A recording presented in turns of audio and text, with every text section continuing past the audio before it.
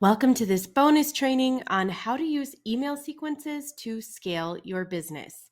The purpose of an email sequence is to nurture. You want to nurture your audience because the whole goal with your emails is to get your audience to like, know, and trust you, which in turn results in them wanting to work with you. So, I went over how to create a lead magnet in our earlier lesson on email marketing. And once someone has snagged your freebie and signed up for your list, they have raised their hand saying they want to know more about what you have to offer. So let's give that to them. So, you may be asking what the difference is between an email newsletter and an email sequence. An email sequence is multiple emails sent out in sequential order with a very specific goal in mind, where email newsletters are usually more updates. There's not necessarily a call to action or a big story you're building on. So, the best way to do an email sequence is to set up an automated sequence. So, let's say they opt into your list because they wanted your lead magnet.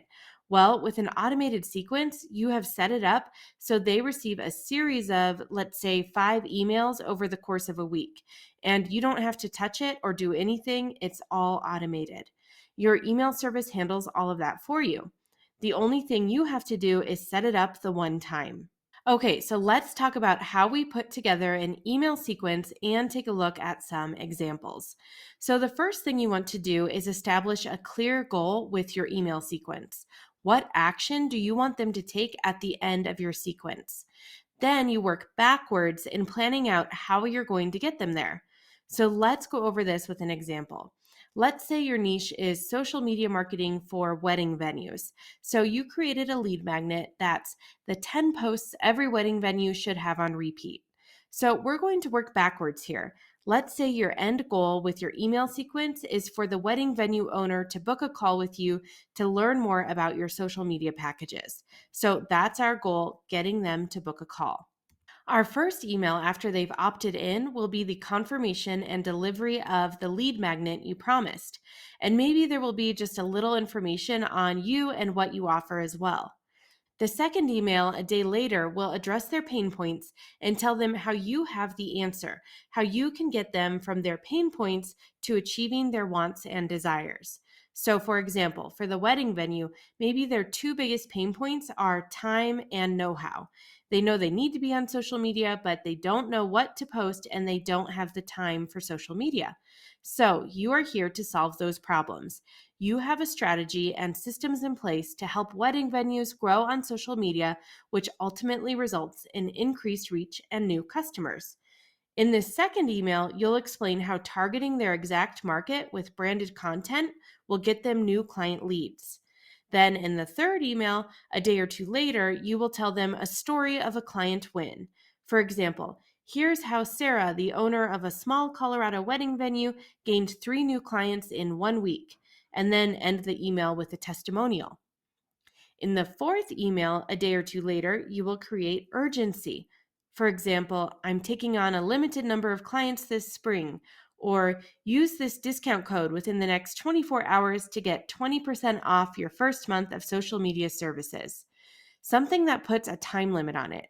People often won't take action unless there is urgency. And remember, we are trying to get them to book a call with you now. In the fifth email, a day later, you need to create the urgency again. So, something along the lines of, reminder, time is running out to book a call with me as my calendar is filling up. And there is a really cool tool I've linked to below this training called Deadline Funnel.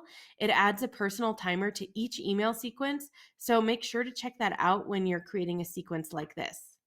Okay, so let's review that. Here's what your email sequence steps should look like.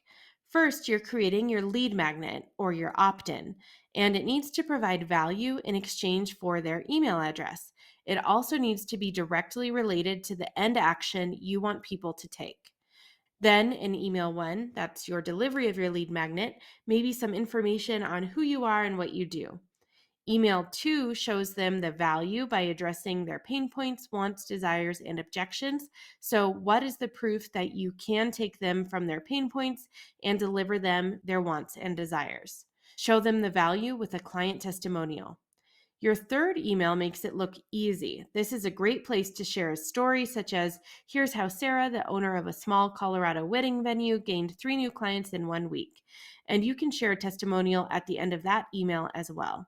And emails 4 and 5 create urgency with a deadline approaching.